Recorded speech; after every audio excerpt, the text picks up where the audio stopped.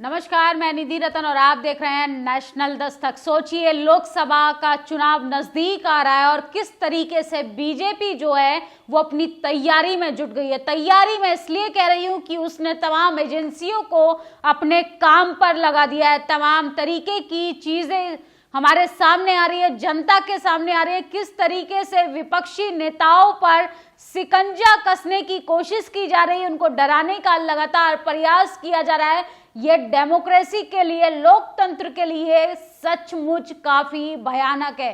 सोचिए किस तरीके से पहले हेमंत सोरेन की गिरफ्तारी होती है, तमाम तरीके से उनको बदनाम किया जाता है, टीवी मीडिया का सहारा लेके उनका चरित्र हनन करने की कोशिश की जाती है। और सोचिए अब केजरीवाल को किस तरीके से ईडी जो है वो उनके घर पर आकर पूछताछ कर रही है और उनके घर के बाहर धारा 144 लगा दी गई है।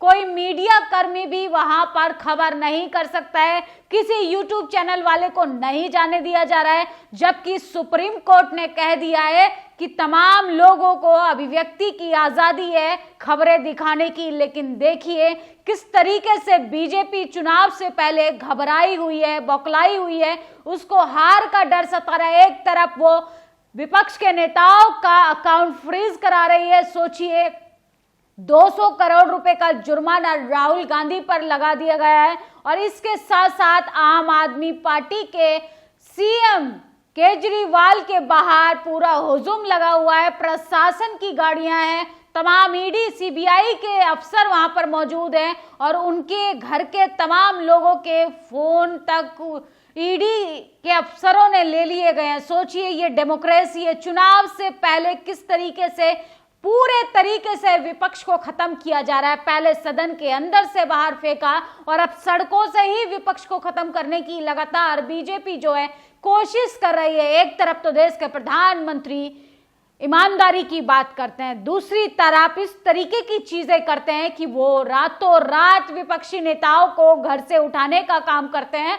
इस पर अतीसी मार लेना का बड़ा बयान आया है कि केजरीवाल को अगर गिरफ्तार किया या गिरफ्तार करने की कोशिश भी की तो दिल्ली की तमाम जनता सड़कों पर आकर सरकार से बगावत कर देगी, क्योंकि ये तानाशाही अब नहीं चलने वाली है। सरकार को लीगल तरीके से कोई भी काम हम नहीं करने देंगे। अतीसी का बयान है, अगर केजरीवाल को गिरफ्तार किया तो पूरी दिल्ली सड़कों पर निकलेगी। दिल्ली सरकार की मंत्री का ये सबसे ज्यादा झकझोर देने वाली खबर सामने आ रही है। सोचिए पूरी दिल्ली में 144 धारा लगा दी गई, यहां तक कि तमाम अफसर केजरीवाल के आवास पर जाकर देश की राजधानी में पूछताछ कर रहे हैं। लेकिन इसके साथ साथ वहां पर टीवी अखबार के पत्रकार मौजूद हैं जो लगातार सरकार की चाटुकारिता करते हैं। लेकिन सोशल मीडिया पर बैन लगा दिया गया है, सोशल मीडिया को जाने नहीं दिया जा रहा है, सोशल मीडिया को कंट्रोल करने की कोशिश की जा रही है। मोदी जी ऐसा कीजिए, आप सबको जेल में ही डाल दीजिए, पत्रकारों को जेल में डालिए, विपक्षी नेताओं को जेल में डालिए, जनता को भुखमरी, बेबसी, लाचारी की हालत में तो आपने मरने के लिए छोड़ ही दिया है। सोचिए चुनाव से हारने की वजह से इतनी बौखलाई हुई है कि किस तरीके से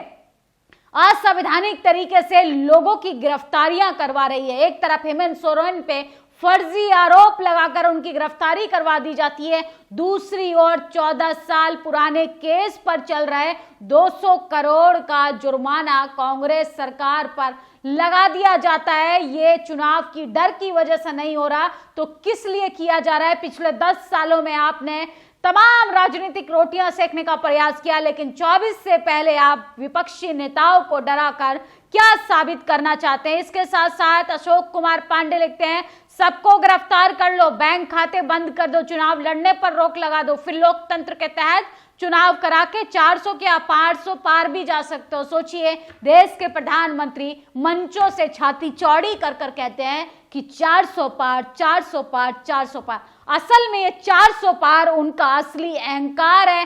किस तरीके से वो 400 पार तो ले आएंगे, लेकिन कैसे? विपक्षी नेता नहीं रहेगा आपके सामने लड़ने के लिए, सवाल करने के लिए पत्रकार नहीं रहेंगे, एजेंसियों से आप डरते नहीं हैं, नेता जनता को आपने गुलाम बना लिया। 80 करोड़ राशन पे आपने भिखमंगे की हालत में जनता को छोड़ दिया है और आप 400 पार का डंका बजा रहे हैं, देश को विश्व गुरु बना रहे हैं। इसके साथ साथ पंजाब के मुख्यमंत्री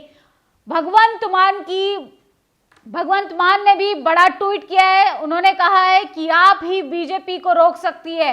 पंजाब सीएम ने भगवंत मान ने ट्विटर हैंडल पे कहा है कि भाजपा की राजनीति टीम ईडी केजरीवाल की सोच को कैद नहीं कर सकती, क्योंकि आप ही बीजेपी को रोक सकती है, कभी भी दबाया नहीं जा सकता। सोशल मीडिया पर भूचाल सा आ गया है, केजरीवाल की कभी भी गिरफ्तारी की जा सकती है।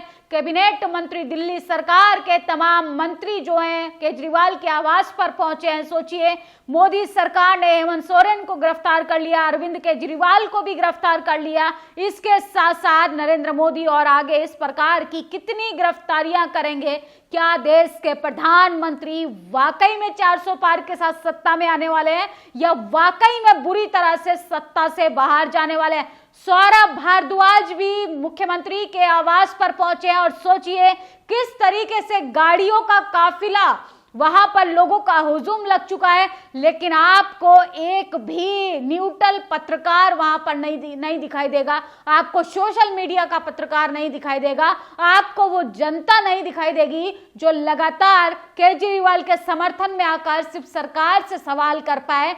सरकार अपनी नाकामियों का किस तरीके से भंडाफोड़ खुद ही कर रही है, वो बुरी तरह से हार की वजह से बौखला गई है। दिल्ली के मंत्री और आप नेता सौरभ भारद्वाज दिल्ली के सीएम अरविंद केजरीवाल के घर पर पहुंचे। सोचिए, ईडी की टीम दिल्ली के केजरीवाल से लगातार पूछताछ कर रही है और केजरीवाल लगातार कह रहे हैं कि मैं डरने वाला नहीं हूं, चाहे आप मुझे जेल भेजिए, चाहे नोटिस भेजिए, चाहे किसी भी तरीके से हथकंडे अपना ले लिए, आप सच्चाई को ठुकरा नहीं सकते। सोचिए, सरकार का 10 साल का विकास जो है वो किस तरीके से नंगा हो चुका है, एक्सपोज हो चुका है। जनता के सामने बीजेपी की किरकिरी हो रही है और बीजेपी की करतूतों की लीपापोती करने के लिए एजेंसियों का सहारा करना पड़ रहा है। सोचिए, आज तो इलेक्शन कमीशन कह रहा था कि 140 करोड़ जनता को व्हाट्सएप मैसेज भेजना बंद कीजिए विकसित भारत का। आपको अब याद आया जब पूरे समाज में, पूरे देश भर में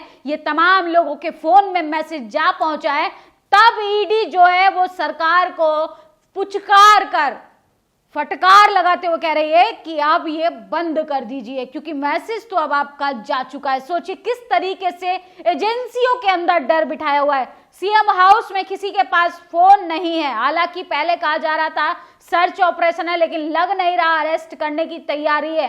सौरभ भारद्वाज ने बड़ा खुलासा किया है, पूरा ऐसा माहौल बना दिया गया है। पिछले 2 घंटे से केजरीवाल से पूछताछ की जा रही है और केजरीवाल के घर के बाहर, यानी देश की राजधानी में उनके आवास के बाहर 144 धारा लगा दी गई है। और आप खुश हो जाइए, ये मदर ऑफ डेमोक्रेसी है। लोकतंत्र को किस तरीके से चकनाचूर किया जा रहा है। अतुल चौरसिया ने बहुत बड़ा ट्वीट किया, एक पार्टी का अकाउंट फ्रीज कर दिया, दूसरे के शीर्ष नेता पर ईडी का हमला। चुनाव से पहले ये सब हो रहा है।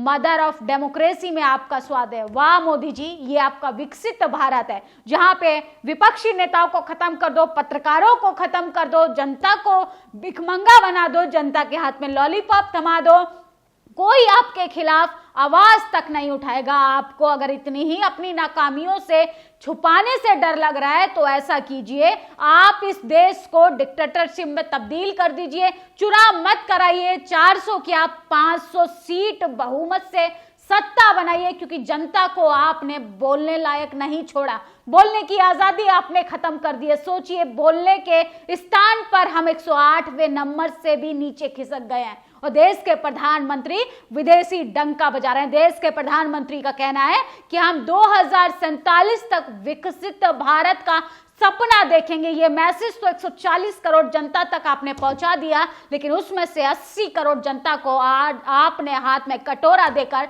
झुंझुना पकड़ा दिया, भिखमंगा बना दिया, भिखारी की हालत में छोड़ दिया। और तमाम नेता अगर इस पे सवाल करता है, तमाम नेता अगर आपको एक्सपोज करता है, तो आप उनके यहाँ ईडी भेजिए, सीबीआई भेजिए, उनकी गिरफ्तारी कराइए। दलित नेताओं के साथ तो मीडिया भी नहीं है, दलित नेताओं के साथ तो अखबार भी नहीं है जो उनकी खबरें दुनिया के सामने एक्सपोज हो पाए। सोचिए, जातिवादी मीडिया, तमाम संस्थान कैसे मोदी सरकार का गुणगान करने में लगे हैं और देश की जनता का हाल लगातार बेहाल होता जा रहा है। इस खबर पर आपकी क्या प्रतिक्रिया है, कमेंट बॉक्स में जरूर बताइएगा। फिलहाल तो 24 से पहले वो तमाम लोगों पर शिकंजा कसने की कोशिश की जा रही है जो सरकार से रोजी रोटी रोजगार पर सवाल करेगा। शुक्रिया। नेशनल दस्तक की आपसे गुजारिश है कि अगर इसको बचाना चाहते हैं तो नेशनल दस्तक को सब्सक्राइब करने के लिए रेड कलर के सब्सक्राइब बटन को दबाएं, फिर बेल आइकन की घंटी दबाएं। नेशनल दस्तक को बचाने के लिए बहुत जरूरी है कि हर खबर को शेयर करें, लाइक करें, कमेंट जरूर करें।